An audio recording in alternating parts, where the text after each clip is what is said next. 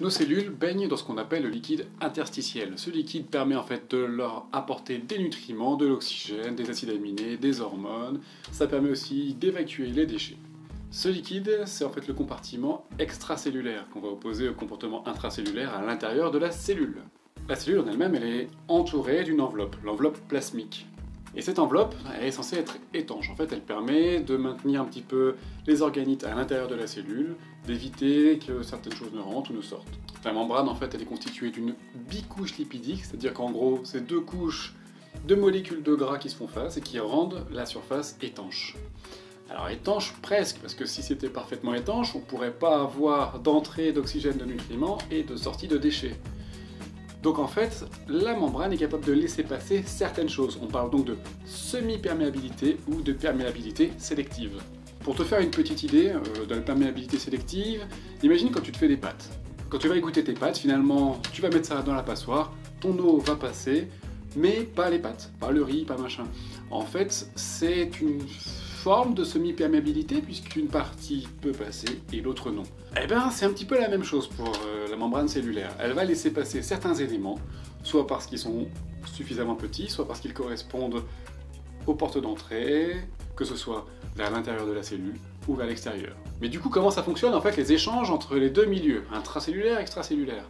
Il y a deux grands mécanismes qu'il va falloir retenir. Un mécanisme passif qui se fait naturellement, spontanément, et un mécanisme actif qui lui va avoir besoin d'énergie pour fonctionner.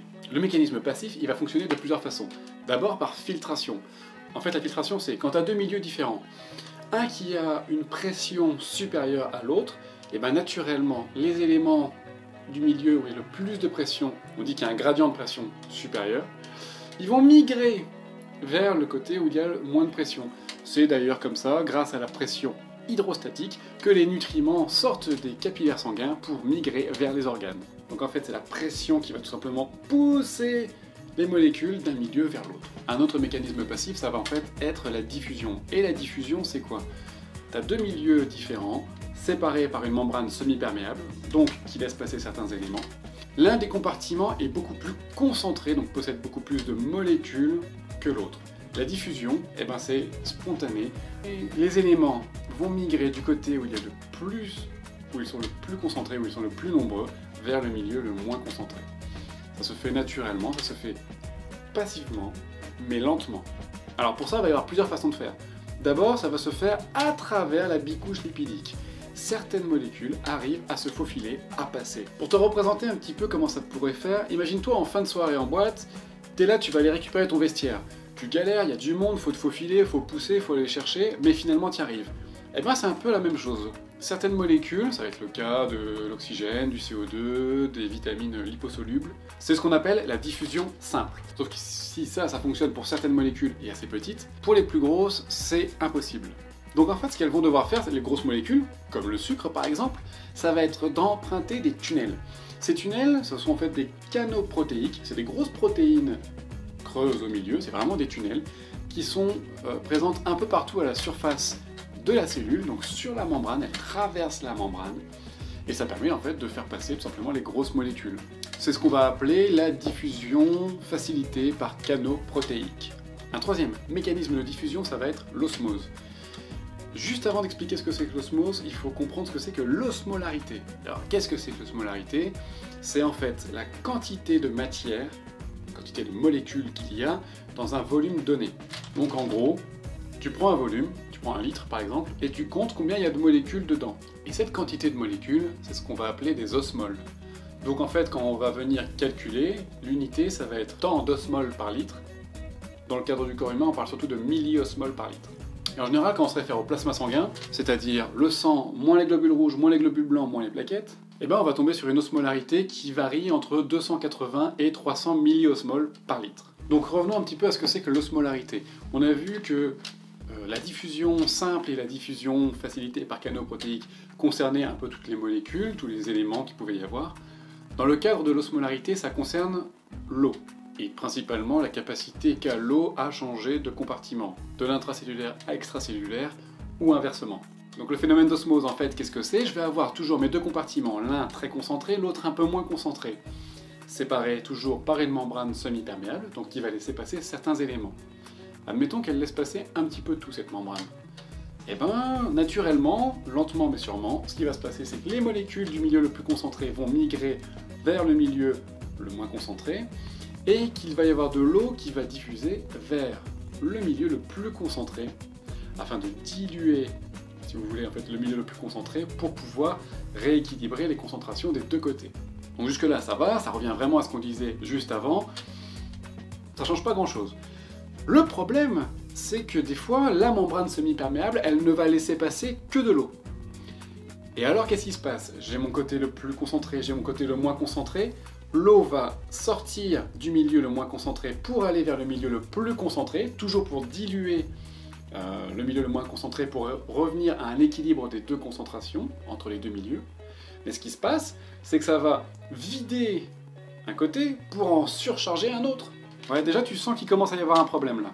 Eh ben ouais, le problème c'est que si j'ai une grosse concentration d'éléments, par exemple dans la cellule, et faiblement à l'extérieur de la cellule, l'eau à l'extérieur de la cellule va rentrer massivement dans la cellule, va la faire gonfler au risque de la faire éclater. C'est ce qu'on va appeler la lyse cellulaire. Mais ça peut être l'inverse. Si jamais le milieu extracellulaire est hyper concentré en molécules, alors que le milieu intracellulaire l'est moins, eh ben l'eau présente dans les cellules va sortir massivement de la cellule pour réduire la concentration extérieure, pour rééquilibrer, sauf que ça va dessécher, entre guillemets, ça va vider la cellule de son eau, qui risque de mourir. Cette notion de l'eau qui peut rentrer ou sortir des cellules, elle est vachement importante, et ça va conditionner d'ailleurs le type de produit que tu vas pouvoir injecter à ton patient, comment tu vas pouvoir l'injecter. Et pour savoir un petit peu comment ce que tu peux faire, il va falloir introduire la notion de tonicité. Qu'est-ce que c'est que la tonicité? La tonicité d'une solution, d'un produit, c'est en fait son pouvoir à agir sur les liquides entre les compartiments, donc à faire rentrer ou sortir l'eau des différents compartiments. On va parler d'une solution isotonique au plasma, quand justement son osmolarité va être entre 280 et 300 milliosmoles par litre. Ça revient au même qu'au plasma, donc a priori ça ne change rien. Pour les produits qui vont avoir tendance à être au-dessus de 300 milliosmoles par litre, on va parler de produits hypertoniques, donc qui vont avoir tendance à faire sortir l'eau des cellules, à les dessécher entre guillemets.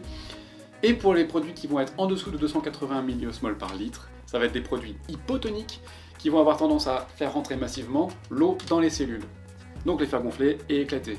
Les solutés les plus classiques qu'on utilise en service, le G5 par exemple, c'est 280 milliosmoles par litre, c'est isotonique.